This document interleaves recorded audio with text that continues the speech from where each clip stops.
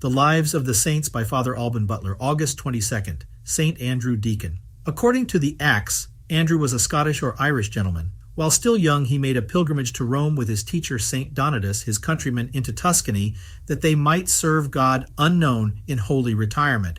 On their return, they stopped in Fiesole. The see was vacant, and Donatus was miraculously appointed to fill it. Donatus then ordained Andrew a deacon and appointed him his archdeacon. He served the church faithfully and saintly in that office for several years. To him was due the restoration of the church of St. Martin, destroyed by the Magyars, and the foundation of the monastery of the place. St. Andrew had a sister named Bridget, whom he loved dearly and who is still venerated near Fiesole. Legend has it that Bridget followed her brother to Italy and lived in the solitude of the mountains of Tuscany.